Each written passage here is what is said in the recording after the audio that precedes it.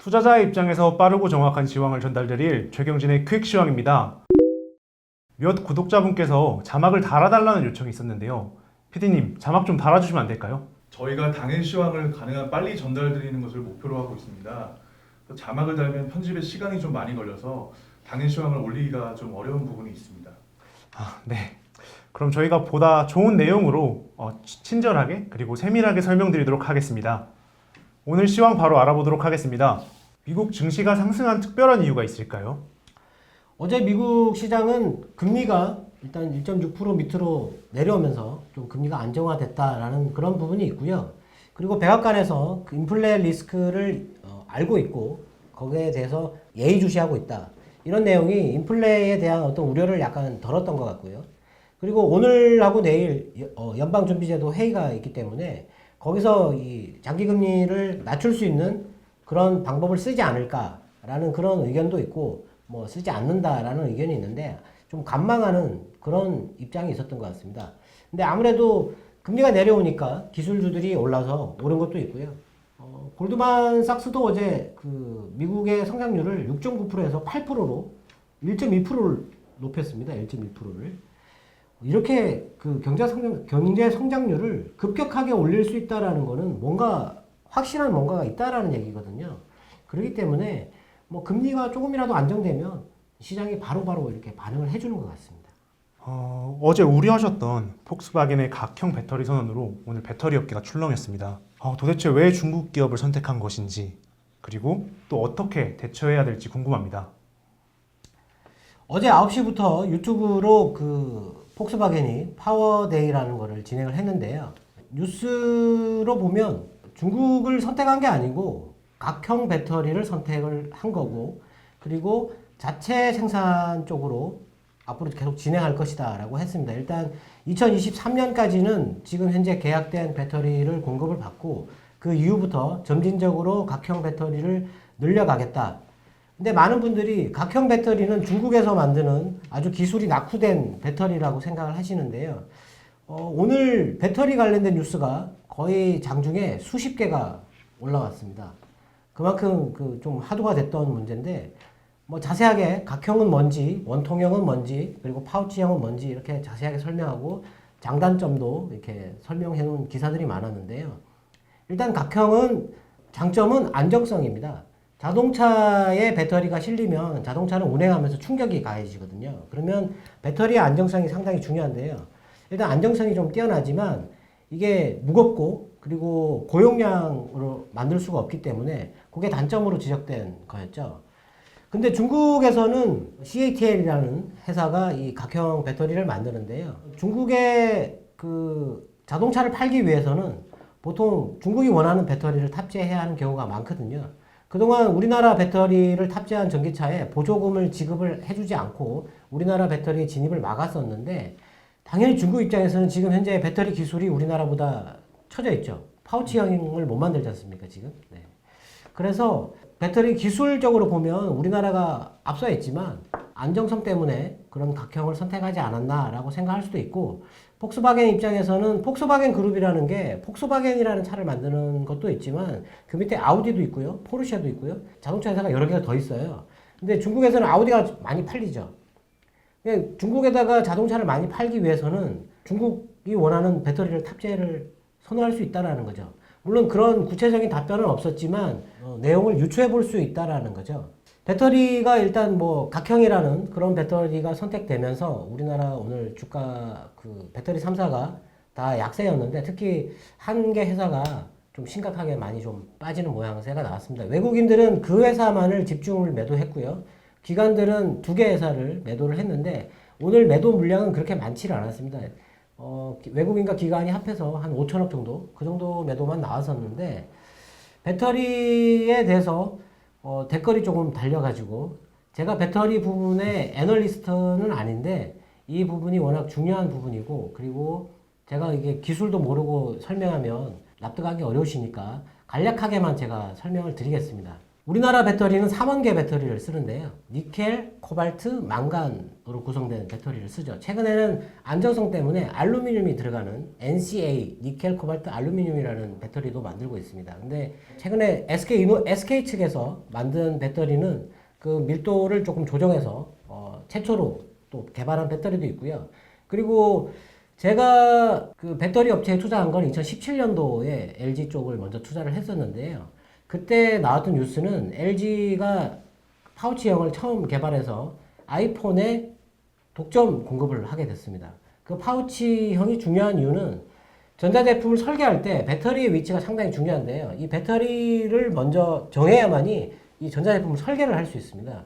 근데 그때 그 애플 측에서 요구한 배터리의 모양이 기역자 모양이었거든요. 근데 그거를 LG가 만들어낸 겁니다. 그래서 독점 공급을 했어요. 그래서 저도 그때 우리나라 배터리 기술이 세계 최고라고 생각을 하고 그때 투자를 했는데 그 당시에 제 고객분 중에서 이 배터리 개발에 참여하고 계시는 교수님이 한 분 계셔서 제가 이 우리나라 배터리 기술이 워낙 뛰어나니까 앞으로 반도체처럼 어떤 독점을 형성할 수 있는 그런 기술적인 그런 우위가 있느냐라고 제가 질문을 했었거든요. 그런데 그 교수님이 하시는 말씀이 배터리는 아무나 만들 수 있다고 그랬습니다. 그게 조금 좀 의문이 들었는데 그분이 말씀하시는 거는 최근에 또 화두가 되고 있는 ESS라는 에너지 저장 장치, 전기를 저장하는 장치를 얘기를 하는 건데요.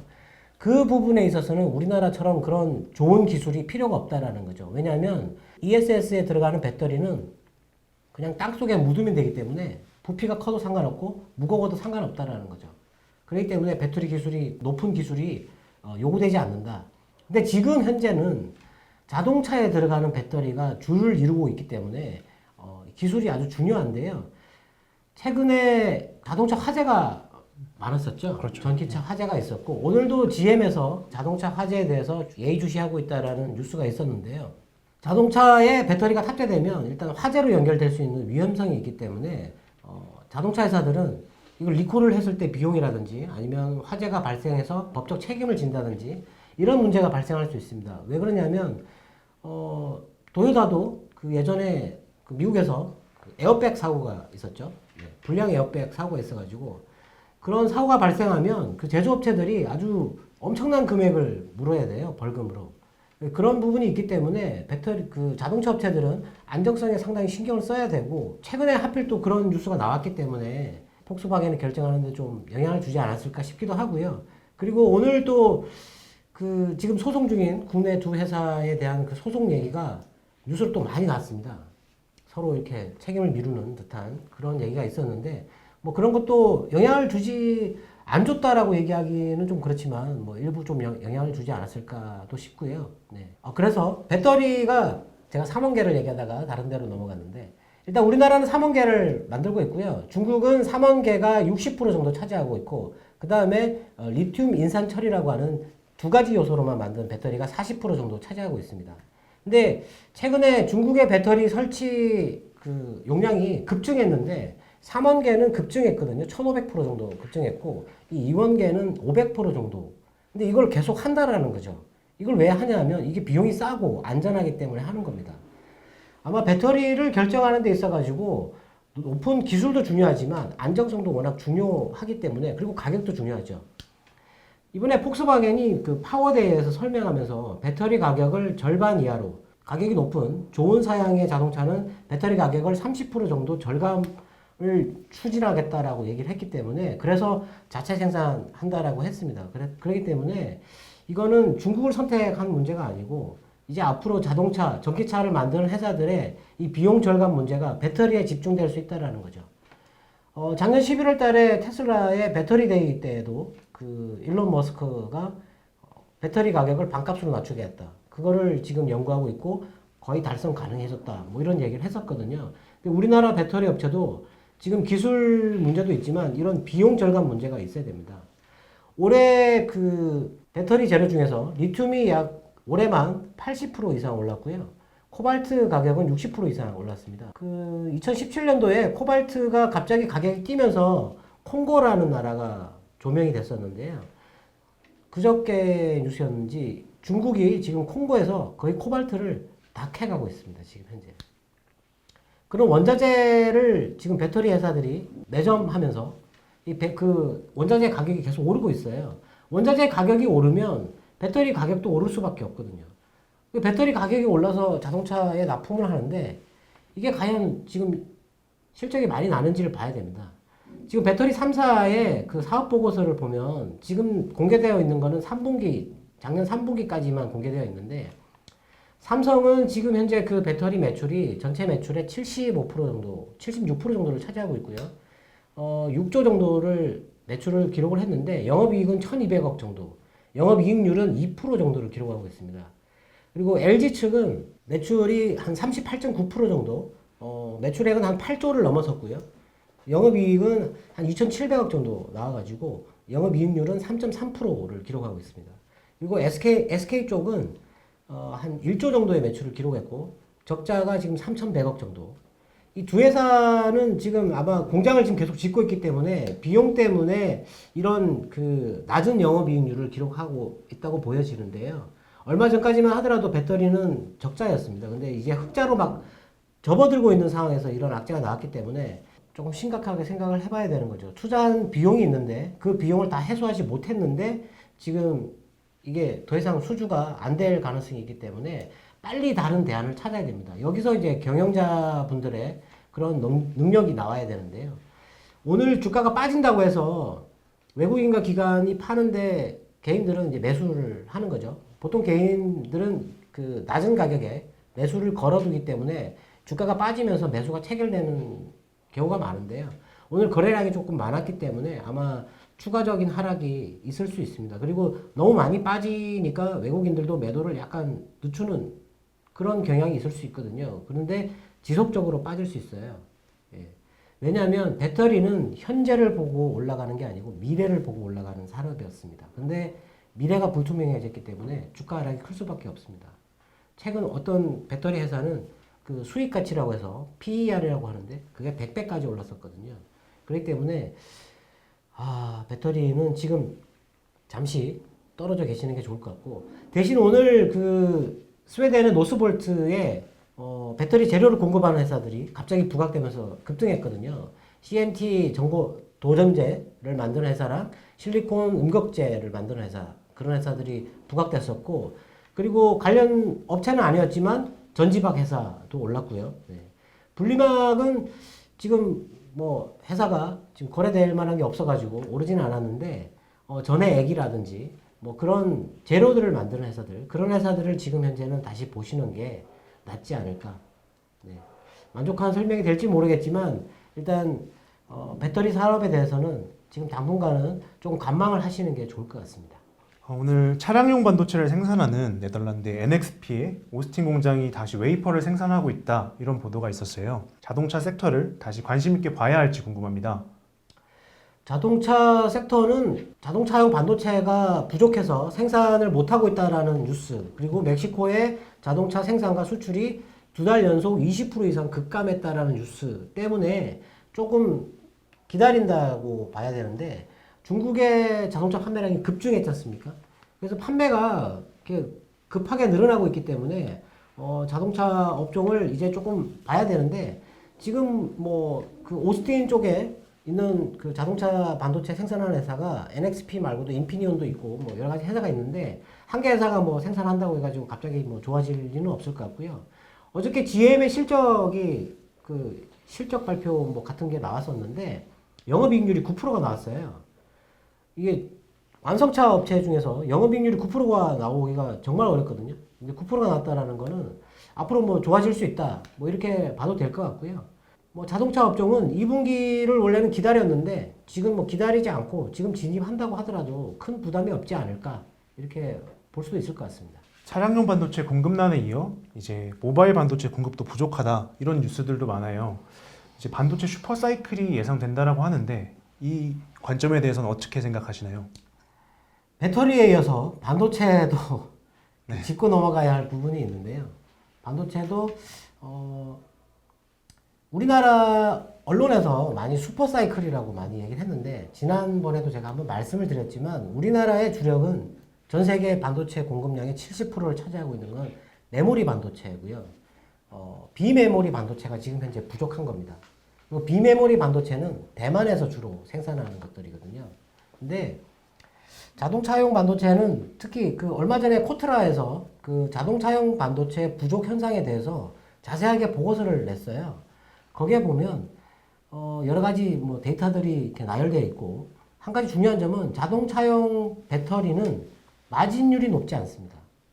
마진율이 높지 않은데 만일에 이게 자동차용 배터리 공급 부족이 2분기 이후에 조금씩 해소가 된다 그러면 지금 공장을 지어가지고 그 비용을 뽑아낼 수가 없습니다. 그렇기 때문에 지금 그쪽 반도체 회사들이 투자를 늘리지 않고 있어요.